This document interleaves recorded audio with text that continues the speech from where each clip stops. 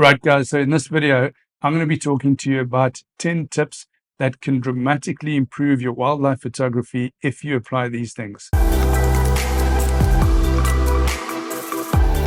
I'm going to jump straight in with the first one, which is all about gear. And that is, first of all, that you need to prioritize a good quality lens over an expensive camera. When it comes to lenses, I would advise something like a 150 to 600 millimeter zoom lens or a 200 to 600 millimeter zoom lens.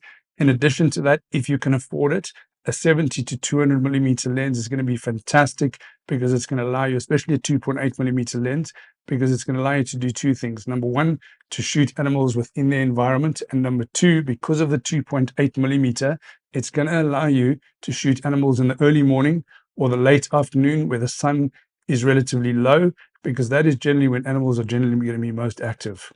And the combination of these lenses allows me to go all the way from 70 millimeters all the way to 600 millimeters or even further, because I can apply the APS-C mode on my Sony A7R4 camera, and allows me to get 1.5 times crop, which means I can go from 600 millimeters all the way up to 900 millimeters. When you're choosing your camera, I would advise that you choose a camera with at least 10 frames per second, a camera that's got a relatively high and fast autofocus system, a camera that has good quality animal as well as human eye autofocus detection, a camera that has a relatively high megapixel sensor.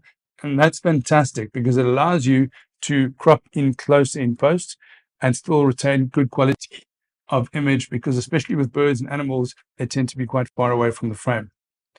Then if you can get things like a global shutter or pre-capture, that would be fantastic. If you can afford a camera that has those features, fantastic, go for it.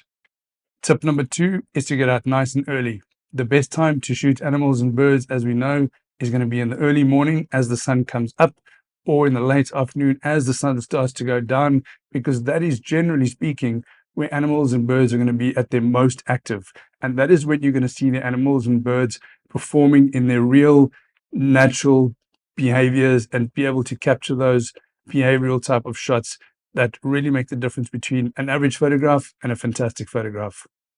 Tip number 3 is to get close to your subjects. This is something which, generally speaking, is going to be quite tricky to do because, of course, animals don't like it when you get close to them, especially birds.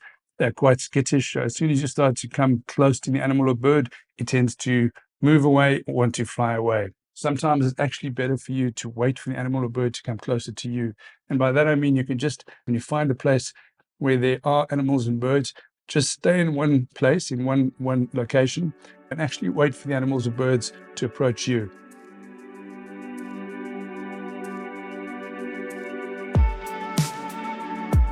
Another tip that you can use to get closer to animals is to actually use your car as a hide. And I do this quite often. When I drive out into the desert to look for little owls in particular, what I actually do is I approach to a relatively safe distance from where I know the animals or the birds would be, the little owls would be. And then I stop my vehicle without entering their actual habitat. I stop the vehicle, I switch off the car, and I pretty much just sit and wait inside the vehicle until those little owls start to appear and they start to come out of their burrows and the little rocky outcrops. They live and they sleep. The most important thing that you need to remember is to be nice and patient.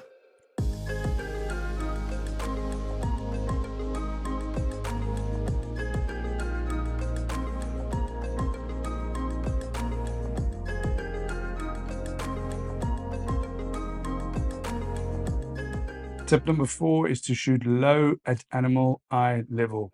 By getting your body down as low to the ground as you possibly can, you're going to end up keeping your lens in more of a horizontal format rather than pointing down or pointing up. The lens is going to be horizontal, and that's going to allow you to shoot the animal without having the ground as the background below the animal. You're actually going to be able to have a clear background behind that animal or bird, number 1. And number 2, it's going to create a much more personalized photograph, whereby you start to capture the animal's perspective and you start to create a much more engaging and powerful photograph because you're connecting the viewer with the animal directly, and that creates intimacy.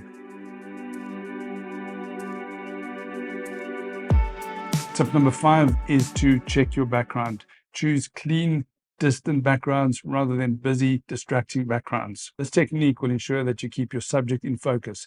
And by doing that, you're going to have a nice, clean background rather than having a cluttered background. And that's going to create better subject background separation, leading to a better bokeh.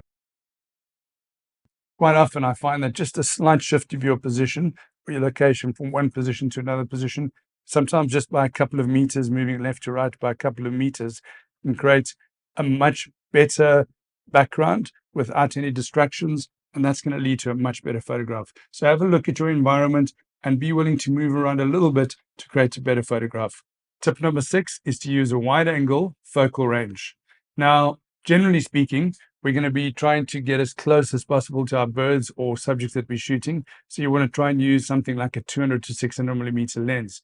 But that being said, it isn't always necessary to fill the frame with the subject. Sometimes it's actually quite nice to zoom out a little bit to 200 millimeters, or even use a 70 to 200 millimeter lens and zoom out all the way to 70 millimeters, which gives you a much wider field of view.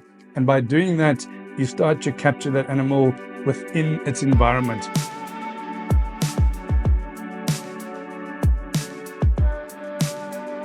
Tip number 7 is to make eye contact. And sometimes all you need to do is just to wait a few moments or a few seconds until the animal or bird turns its head and faces the camera directly, because that's going to create eye contact. And the minute you have eye contact with your subject, the animal or bird, it's going to create, again, a photograph which is much more engaging, which is much more intimate, and it creates connection between you and the subject, which is the animal or bird.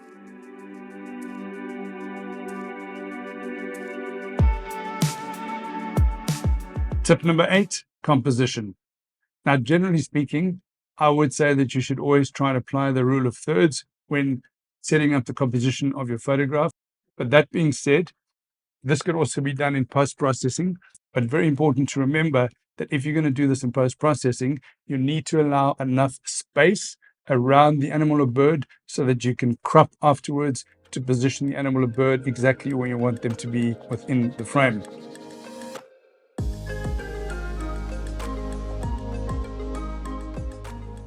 Other tip that I have is to always remember when an animal or bird is moving in a certain direction, that you actually allow a bit of additional space in the direction in which the animal or bird is moving. And last, remember never to crop too tightly, especially when you're taking that photograph. You can always crop later, but once you've taken the photograph, that's it. So rather shoot a little bit too wide than shooting too narrow, and then you end up missing a body part, or you end up not being able to place the subject within the frame in exactly the way that you want to do. Tip number 9 is to experiment with different lighting conditions. Now, generally speaking, when you're shooting in the middle of the day, it's advisable to shoot with the sun coming from behind you and facing the subject that you're trying to shoot, because that's going to create the most contrast. Never shoot directly into the sun in the middle of the day.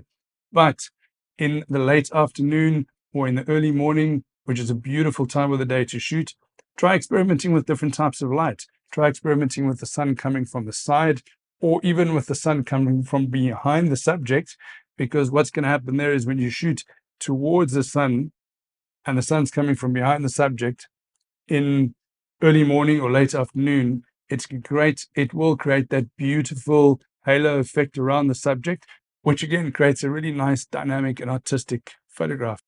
So experiment with backlight, experiment with side light, and of course, apply front light when you're shooting, direct light when you're shooting in the middle of the day. Number 10 is to be creative and to enjoy what you're doing.